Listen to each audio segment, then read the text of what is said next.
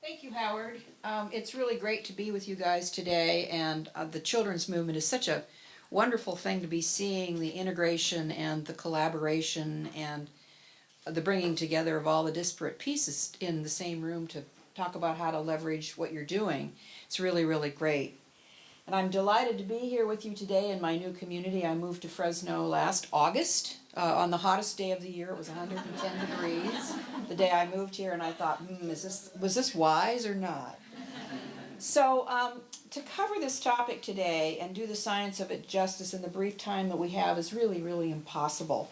So I'm going to give you some bottom line lessons instead of what I've learned in the last 25 years of working on these issues around the impact of trauma. Is that okay? Can you hear?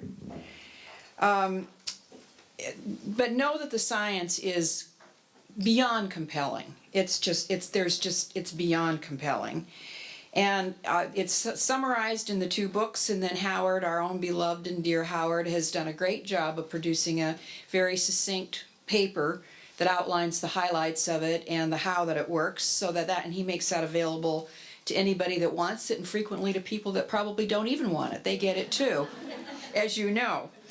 So I'm just going to ask you to take my word today on the underlying science of this and not go into that in any depth at all. But it might help you to know how Ghosts from the Nursery came to be, because this is the kind of audience you'll really get this. So when I was managing the task force for the speaker, the Children's Care Team Task Force, we hired Robin Carr-Morse to be our consultant to the project. She had the substantive background in all of child development and family systems and child abuse and neglect, and had worked for years for the state of Oregon in their child protective services in a variety of ways. And so I had no background in this stuff at all. But how it came to be was the speaker had a child in his district that died at the hands of the foster care parents. And it was one of those horrible, grisly, awful cases that, splashed across the headlines and consumed everybody for about a month, and then they all, then people forget and it goes away. But he knew the baby, and he knew the family, and he was rocked to his core. And so he said to me, what can we do about this? And so we decided that after the session was done, we would put together this task force and I would manage it, and that's how it came to be. So Robin came to work, and I'll never forget I'd never met her before. We've since become good friends and have continued to work together. But she came in for this interview with the speaker. And I'll never forget, I was in the meeting and he was interviewing her, and she absolutely got this really ferocious look on his face. And she said, now you need to understand, first of all, I don't need this job. But if I take it, you need to understand that I come with a very, very, very firm perspective, and I will not back off of it. And if it becomes controversial, you need to guarantee to me, commit to me, that you are going to support this perspective. And that is, if we don't begin at the beginning, nothing else is ever really going to change. And I thought to myself, wow, this lady's got an attitude. And it made perfect sense to me what she was saying. So I thought, why is she so angry almost about this? Was just adamant. And I thought, well, okay, that makes sense. But when we got into this arena, I really found out very quickly how unusual that perspective was. So we had one of the tasks that we had for the task force our job was to educate them on the importance of the earliest months and years of life. And so we began looking for data, research, some kind of things. We called all over the world trying to find somebody that had put together a well-presented case on the science and research around early development. Couldn't find it. We had two things. We had peri-preschool data and we had WIC data, and that was it. And so we struggled throughout the task force process to really get people to understand the urgency and the importance of this. So at the end of that process, I went to Harvard, to the Kennedy School for my mid-career program there. And in lieu of one class, I had permission to do a self-designed independent study project, which I collaborated with Robin on. And this is pre-internet, pre-email, right, days? And I had access to 9 libraries across the Harvard campus, and I was in every one of them, pulling out, I don't know, I probably spent at least $2,000 on UPS packages and Xeroxing. I became the Xerox queen. And so I found all these articles in all these different silo libraries, education and social services and medicine and, you know, you name it. It was there. And so we put together a paper at Harvard while I was there, and the faculty advisor called me in at the end of the semester and said, you know, Meredith, you guys really need to do more with this. This should not be sitting on a desk somewhere, up in a shelf somewhere. So we did a paper looking at, pulling together the emerging brain science research and looked at the policy implications of that. And that was like an 80, 90-page paper that we wrote. So that became Ghosts. So Ghosts was written in the trenches perspective. Ghosts was the book that we would have died and killed for to have had ourselves, to have been able to educate our task force. So it's been written from an in the trenches policy perspective. So that's how it came to be, just so you understand. So we have, let's see, we'll hope this works.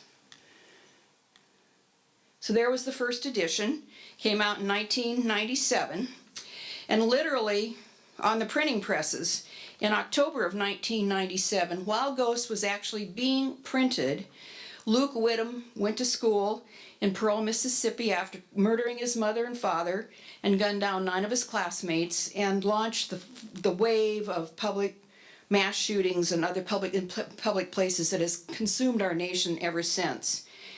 So it came out with we came out with a new edition of it in conjunction with the Newtown Massacre. But the mass shootings in our country, schools and other public places like malls, they just keep happening. To the point now, as we know, unless it's something like San Bernardino, where it's so horrific that we can't even ignore it. Now it's like almost like wallpaper. These stories are almost like wallpaper. And so as that happens, we ask ourselves over and over and over. This is a headline from about 15 years ago. This is after Columbine. And we ask ourselves, why? Like it's a mystery. And where do these violent young men, and especially in the mass shootings, we're not talking about inner city ghetto kids here. We're not talking about minority kids that are doing these things. We're talking about angry young white men. And so we ask ourselves over and over again, like it's some kind of mystery, why? Where are they coming from? This discussion drives me crazy. We keep coming up with the same incomplete answers. Availability of guns, lack of mental health services, and violent video games and movies. And while those may be important factors after the fact, and they are undeniably important and need to be dealt with, but they don't fundamentally begin to explain at all what's going on here. So this is sort of this is our terrorism discussion.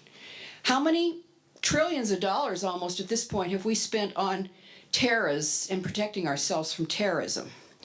So this is a chart that shows you up in the corner there, that's the number, the black, that's the number of deaths to U.S. citizens by terrorists in the last 10 years. The rest of that is gun violence here in our own country.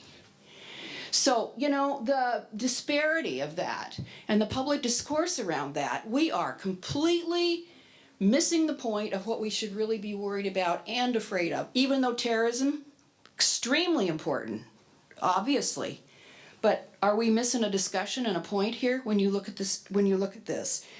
So the why, so the grim reality is that for every death by terrorism in the U.S., nearly 15,000 people die by guns in the last 10 years.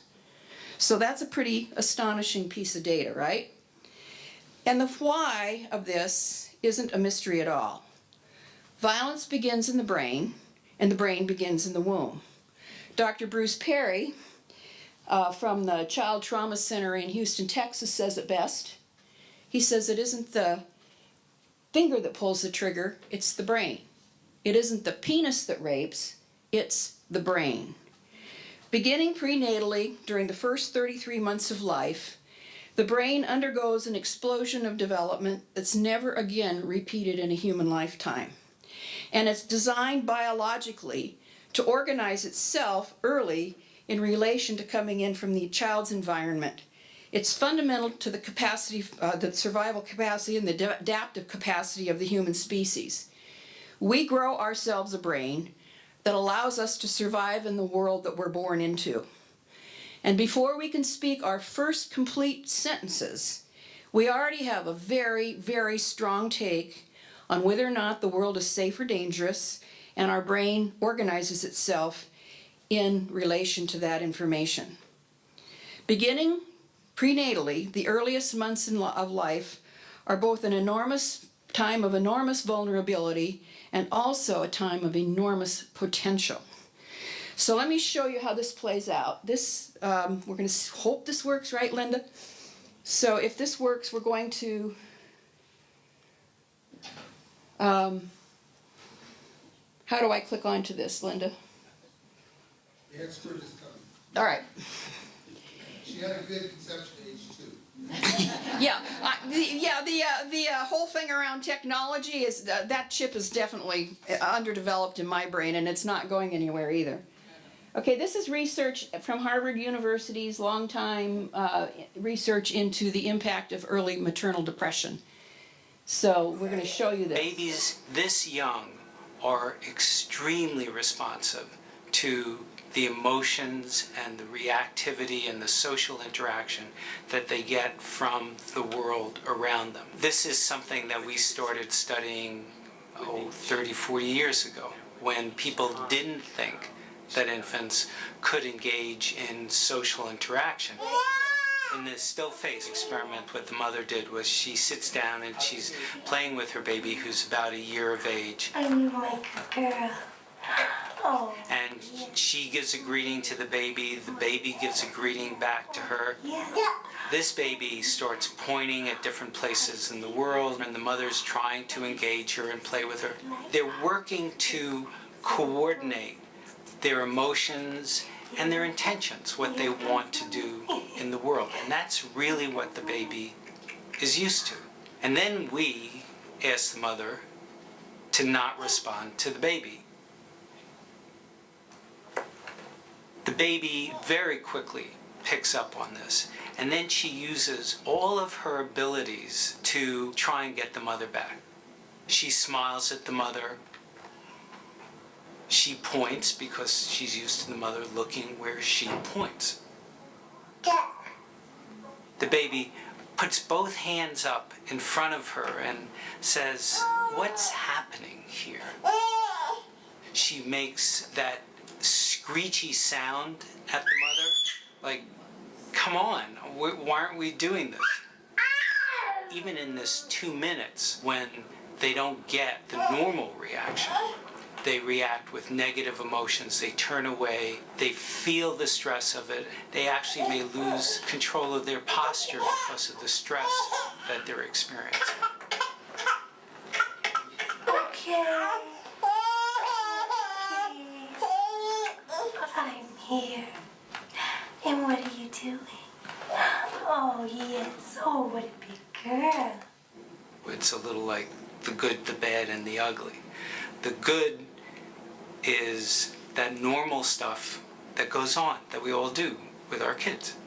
The bad is when something bad happens, but the infant can overcome it. After all, when you stop the still face, the mother and the baby start to play again. The ugly is when you don't give the child any chance to get back to the good. There's no reparation, and they're stuck in that really ugly situation. And that no reparation state is trauma. So we define that as adults. We think of trauma as, somebody dying or some sort of horrific thing that happens and we get upset, or something highly, highly stressful. But from the baby's perspective, the baby's world, that trauma can show up in ways that we don't even realize for ourselves is trauma. So that lack of reparation after something upsetting gets built into the baby's biology. And it can be just as subtle as that was. No one would ever accuse that mother of being abusive or neglectful. They can be very settled, but from the baby's world, it doesn't matter. It is from the baby's world that it matters. Research, for instance, shows that poor quality or even average quality child care can be traumatic for infants. So it's like understanding that trauma from the baby's perspective. But then it gets worse. Toxic substances, prenatal exposure to alcohol, drugs, nicotine, combined with toxic experiences after birth, abuse, neglect, domestic violence, maternal depression, poor quality child care, adversely affect both the neurochemistry and the physical architecture of the brain. In other words, experience has a profound impact on our biology and how our basic systems get set up. And this is the best example I can show you of this. This again is from the work of Dr. Bruce Perry. And on the left you see this, you're looking at the cerebral cortex here, the outer layer of the brain. Normal in a 3-year-old, extreme neglect in a 3-year-old. And when you look at the configuration of that cerebral cortex under the extreme neglect, you begin to understand the impact of where the violence is coming from, because that's the part of the brain where the executive functions, the ability to reason, the ability to talk yourself down, the ability to engage in consequences and realize that there are consequences and remember that all lives inside of the cortex there. And so the impairment, and that's an extreme example, and there's varying shades going from there. So this is an example of how this works. So Ghost came out in 1997, and then we, at the request of our publisher, and last year released a second edition, or actually 2 years ago now, I guess. It came out in conjunction with the first anniversary of the Newtown Massacre. Our publisher contacted us and said, you know, you guys, this book is still selling after almost 20 years. Would you be willing to update it? So we did update it, and found that everything that we had concluded, nothing changed, except that there was just more and more and more and more science that piled on top of what we'd already discovered, that added to the pile of the fact that the basic systems are at work here, and really what's at play here is the underlying trauma. So, and then, even though Robin and I were frequently asked, are you ever going to write another book? You know, we said, no, we're not going to write another book. And then in 2002, I was working at my job in New York State, working on a report on child abuse and neglect, and I came across an article that was in the Journal of Preventive Medicine called Turning Gold into Lead. So in the mid-1990s, the Center for Disease Control teamed up with Kaiser Permanente San Diego to study the impact of what they called adverse child experiences. And I think most of you in the room are probably at least somewhat familiar with this terminology because it's now widely accepted, thank goodness. So they sent out a questionnaire to Kaiser clients asking about their early child experiences and received over 17,000 returns. So it was a huge cohort that they were looking at. The average age of the respondents when they received the questionnaires back was 57. So here are the ACE characteristics that they were asking about. And for every ACE characteristic, you got 1 point in your score. So then they totaled the scores up. I think they ended up with a possible score of 8. And then they took that score and they correlated it with medical records that they had available to them, in many cases going back over years. They were Kaiser clients. So the researchers were absolutely, completely blown away. They were completely unprepared and stunned by their findings. They discovered that an ACE history dramatically increased the risk by age 57 of 7 out of 10 of the leading causes of death. The higher the ACE score, the worse the later health outcomes. So here's some of the health outcomes. Can you guys read that, or can you read? Okay, let me read it to you. So, and this is just some of them. This isn't all of them. Alcohol and drug, anxiety, asthma and allergy, chronic pain, cigarette smoking, depression, self-harm and suicide, genitourinary diseases, ischemic heart disease, liver disease, memory loss, Alzheimer's, musculoskeletal disorders, example, headache, obesity, panic disorders, post-traumatic stress disorders and dissociative disorders, respiratory illness, risky sexual behavior, and skin problems.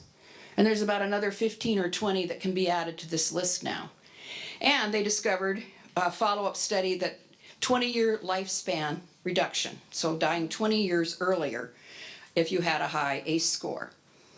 So what we're learning about this huge wave of emerging science is that high doses of early trauma, what happens is it hijacks our fight or flight survival system and affects brain development, the immune system, hormonal systems, and the way our DNA is even read and expressed throughout our lives. That's the impact of early trauma. So the ACE study opened a window to reveal a hidden world, but they had absolutely no explanation of how it came to be. They just said, you know, here, look at this. This is here. No explanation for it. So I saw that study and I thought, oh dear, Robin's going to be really annoyed with me. But I sent it to her and I said, you better take a look at this. I think we have another half of this equation. We covered the violence and in the first book, and now it's, you know, physical health. So there we were, again, after promising ourselves and our families that we would never, ever, ever, ever, ever, ever write another book. We spent the next 7 years doing that. But at least this time we had the internet and we had email. So being on opposite ends of the country wasn't quite the challenge that it had been the first time around. So the second edition of Ghosts came out. And then we had Scared Sick. And we looked at immunology, neurobiology, endocrinology, and a whole new chapter of genetics called epigenetics, and looked at all the emerging science from that and wove it together to see what was going on to make sense of it. So Ghosts came out in 1997 and is still in print after nearly 20 years. And as I said, we ended up at that point after Scared Sick, we had all this information, and so updating Ghosts wasn't quite as challenging as it might have been otherwise. Let's see, hold on a second here. So the bottom line, after we found after wading through hundreds of studies from multiple disciplines, is that experience, especially early experience, shapes our brains and our bodies. For example, someone with an ACE score, as I said, they're 3 times more likely to have heart disease or lung cancer, and they die 20 years younger. The good news in all this is that we really do know a lot about what communities such as Fresno can do to reduce early trauma and foster healthy infant development and family health. Nearly 50 years of research and rigorous evaluation of children and family programs points the way to a lot of things. Due to the shortness of time today, I'm going to give you just one example of a wonderful program that we actually have here in Fresno, the Nurse Family Partnership Program. I'm using this one because it's got the strongest data, the strongest research, and they've been researching it and evaluating it and following things since 1976, beginning in Elmira, New York. Most of you are familiar with this, but for those of you who might not be, it's a free program for low-income first-time mothers. Highly trained nurses make home visits during pregnancy and up to the child's 2nd birthday. And rigorous evaluation of NFP, beginning, as I said, in 1996, documents its effectiveness. So here are some of the findings. Age 15, 48% reduction in child abuse and neglect, 59% reduction in arrests of the baby, the kid who was the baby in the program, and 90% reduction in adjudication of PINs. Do you guys have PINs here in California, Lisa?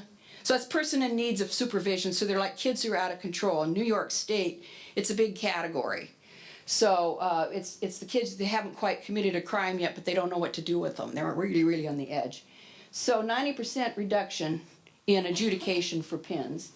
Then the benefits to the mother, to me, are even more interesting almost. 61% fewer arrests on behalf of the mother, 72% fewer convictions, and 98% fewer days in jail.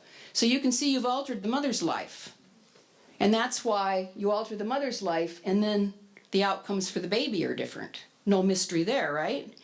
So in addition to crime, NFP also has findings showing improved prenatal health, reduced childhood injuries, reduces second pregnancies and more healthy spacing between babies, increase in mom's employment, and improve school readiness on the part of the kids. So, really good news, right? The bad news is that although Fresno has this program, it used to serve 400 first-time moms, but now due to budget cuts, it's now only serving 250 families, and there's a long waiting list. And there's a tremendous, I think there's like 8,000 births in Fresno County a year, and I don't know what percentage of those. How many? 15 to 16,000. And if you just look at the poverty, so one of the basic classifications for even qualifying for the program is poverty. So if you look at poverty, then you'll see the number of families that actually could be served, should be served, if this were up and running to full capacity. And this isn't to say that there are a lot of other wonderful programs here, so I don't mean to be like, we need to be supporting those programs in the budget and taking care of them. So, this is a healthcare crisis. This isn't a social service crisis. This isn't a poor people crisis. This is a healthcare crisis, especially when you look at the scared sick data and realize that what Kaiser found, they were looking at middle class, for the most part, white San Diego workers in their system, and people that were living in San Diego that could afford the health care and had it. So we're not talking inner city Watts or, Harlem. We're talking about middle class America. So you begin to realize that this is a much wider urgency to this than just dealing with poor people and those kids over there and those neighborhoods over there. So our healthcare crisis debate, again, like the violence debate, drives me crazy. So, I guess we look at all of our data and then we say, well, maybe we all need to get a bigger pair of pants. And that's kind of the status of this discussion as far as I'm concerned with a lot of the healthcare discussion. The root causes of a lot of what we're seeing are early, and we're completely oblivious to that. So like the why discussion, it misses, this healthcare debate misses also the healthcare crisis when you understand the processes that are at play in early brain development. And the science just keeps piling up. I get new studies in my inbox every week, people from all over the place. Well, did you see this? Did you see that? And so I get all this stuff that shows up, and none of it corrects or contradicts anything we already know. It just keeps adding. It keeps adding to the research base and the support base. So if you don't remember anything else I said today, please walk out the door knowing we really do know a lot about what works. We just aren't investing in it. And what do we hear? You guys, we got a lot of expertise in this room. So what happens when you go to the policymakers at the city council or the state legislature or to Congress, and you're advocating for something that you know is a really good program or a really good service, something that's really needed? What do you get? What do you hear? Yeah, we can't afford it, right? Well, there's an inverse correlation to our investment in children and families. It's inversely correlated to the brain development opportunity. So down there it's 0, and by the way, 0 means for me pregnancy, not birth. 0, pre-birth. The opportunity for the brain development is the highest. And then starting age 3, that line starts to really drop, and then the spending goes up. So it's inverse. And we spend more and more and more later and later and later, and the longer we wait, the harder it is to change the outcomes. So there's that. So you say, what did we say? We can't afford it. And I say, this is one of the best posters I've ever seen. Children's Defense Fund years ago. When it comes to budget cutting time, they always start with the easiest targets. And this is true. This poster says it all. When it comes to budget cuts, the prevailing motto in our country is babies first. And mom and dads of babies first. So, putting it in perspective, I have this wonderful concept that I came across called the trim tab. Have any of you ever heard of the trim tab? If you heard me speak before, you heard about it, because I always talk about it. But This concept was brought into the social policy arena in the 1970s by Buckminster Fuller, who was the 20th century Renaissance man, architect, Naval Academy graduate, engineer, coined the term spaceship Earth, and was a designer of the first geodesic dome. So he was this great big thinker. And he was given the job by the Navy to analyze systems for moving goods and large amounts of goods and services, transporting them across long distances. And they asked him to take a look to see, are there ways that we could maximize and leverage what we're doing to make it more efficient and less expensive? So in the course of that, designing and looking at that, Buckminster Fuller looked at he got fascinated with the trim tab, which is that little tiny flap at the back of the airplane. And it's, the size of a quarter or a 50-cent piece, very, very small. Before the trim tab was invented, if you wanted to turn your big ship around, it would take like 3 men cranking an hour or two to change the course of the ship. With the invention of the trim tab, and don't ask me how it works, we may have some engineers in the room here that know how that does this, but by simply adjusting that little tiny flap with the flick of a wrist on a button, you can change that direction of that huge conveyance, whatever it is. So Buckminster Fuller got quite fascinated with that, and he thought, well, I wonder how that would work in the policy arena if we took that principle, that trim tab principle, and looked at some of our intransigent social problems. And he came to the conclusion that there are places in the public sector, if you are working on something and you look for them, you can, with a relatively speaking, small investment, have a hugely exponential positive outcome. So he called those the trim tabs. So I have a quote here from the American Pediatric Society that actually, I think, they don't call it a trim tab, but it lays it out. Protecting young children from adversity is promising science-based strategies to address many of the most persistent and costly problems facing contemporary society, including limited educational achievement, diminished economic productivity, criminality, and disparities in health. So protecting children from from early adversity alters all of these. Clearly a trim tab. So there you have it. A trim tab for Fresno. I say our trim tab that we all need to align around it is begin at the beginning. Begin at the beginning. And it doesn't mean we don't continue to do all the things that we need to do all the way along the continuum. This is not about that. We need things like restorative justice. We need after-school programs. We need quality childcare. We need all these things to protect and wrap our kids in and community supports and their families and community supports. But like Robin yelled at the speaker, if we don't begin at the beginning, nothing else is ever really going to change for the better. So I leave you today, ladies and gentlemen, with a call to action. Some of the smartest and most effective people in Fresno are in this room this morning. I am very well aware of that, and I'm very well aware that I'm singing to the choir for the most part. And I ask you to think about the implications of this research. Put the face of the baby on whatever you're working on, in your offices, in your agencies, wherever you are, and all the issues that we're wrestling with: education, quality workforce, crime, social services, you name it. The trim tab, begin at the beginning, could not be more obvious.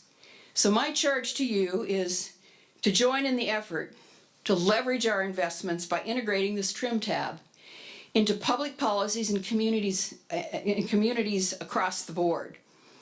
The exciting news is like with the gathering in here and work going on through the Public Health Department under Dr. David Palmaville, we have the whole Cradle Career that's collaboratively beginning to look at systems and cross-look at systems, which is all really, really exciting.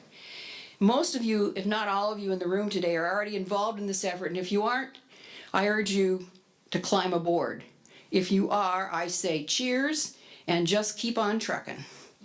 There's a lot at stake here. And we have another video.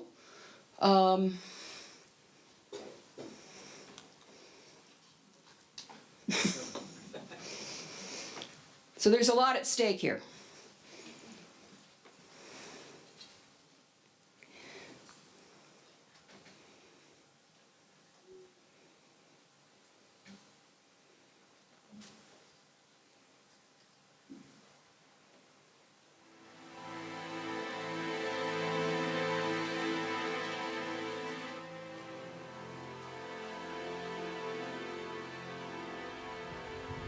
I think he was, if you could call a baby that, he was an activist, you know.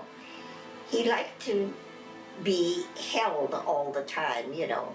He liked to feel somebody's arms around him. He was able to love back,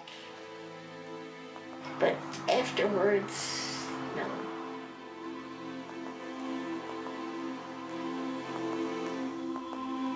All they could see were the physical problems or absence of problems. They didn't seem to be very responsive to how a child felt emotionally. I don't think there was much research on how babies feel about things.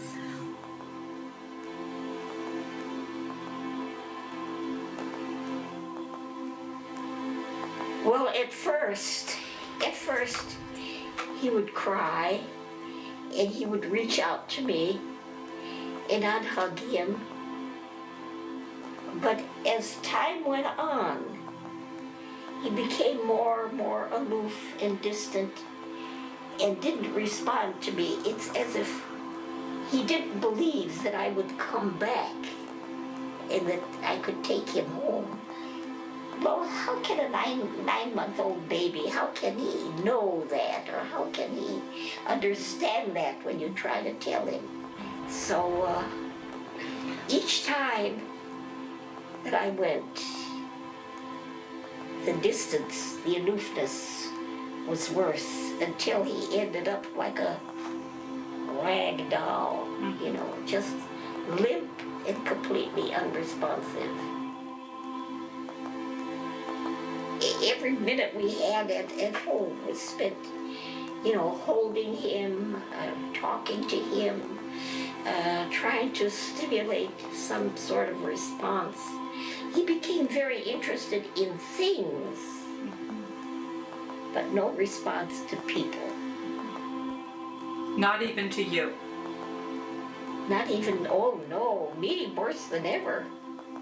You know, I was the one, as far as he could understand, as a 9-month-old, you know, was that I abandoned him in the hospital. I let a stranger take him away, and I did nothing about it. It was very troubling to have a child that you loved very much, but was so distant.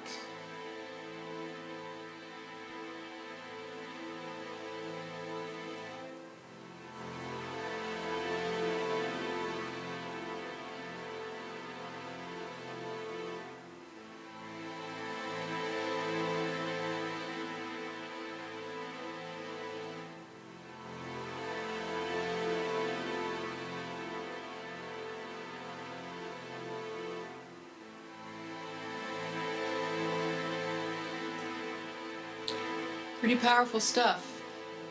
And you know, after we completed this video and got it all done, Mrs.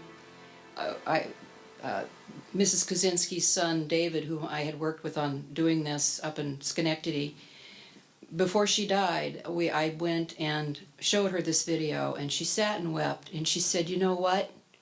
This is the first time anybody's ever really heard what I had to say. So she'd been saying for years, from the time Ted was little, trying to get help. So it just shows you that was a tremendous, for whatever reasons, break in attachment that set him on a course. And there was all kinds of other intervening things. Was it the total cause? Heavens no. But it was a big factor in who he turned out to be. So I leave you today urging ways for you to find out how to work with this collaborative that you got going here and to leverage all of our efforts here in Fresno. The culture to create an urgency for supporting all young families in our community is essential and it's urgent. And we know a lot about what to do, we just aren't doing it. So here's we've got, I don't know if you can read in the back, we got the guys up there, the corporate guys up front saying, I'm sure glad our hole isn't in the other end. It's not on our end, it's in their end. And you know what? Guess what? We're all in the same boat, right? So if one end of the community is drowning and the other end is not, guess what? It's still our boat and it's going to affect all of us. And there continues to be a serious disconnection between what we know and what we do. And too often we think of those kids, not our kids, those neighborhoods, not our neighborhoods, exactly as if there were two different boats. The one in the neighborhood is sinking while the one in my neighborhood is not. So here's the trim tab. Memorize it, right? And going into the pathetic debate at the national level and the presidential, don't even get me started on it. Nobody mentions this. And if you look at the gathering around what babies need and what young families with babies need, you quickly go to you transcend red state, blue state, conservative, liberal, I don't care what label you put on it, babies need what they need. And if they don't get what they need, it may be very inconvenient what they need, but they need it. And if they don't get it, there's consequences. And it doesn't matter what side of the political spectrum you're on, it's a whole different discussion. So infancy is a crucial developmental stage when we form the core of our conscience, when we develop the ability to trust and relate to others, and lay down the foundation for lifelong learning and complex thinking, or not, and for lifelong social, emotional, and physical health, or not. And the future quality of life in Fresno, in California, in our nation, and all over our planet rests in the arms and the laps of the people who are currently, while we are sitting together in this room, rests in the arms and the laps of the people that are rocking our babies.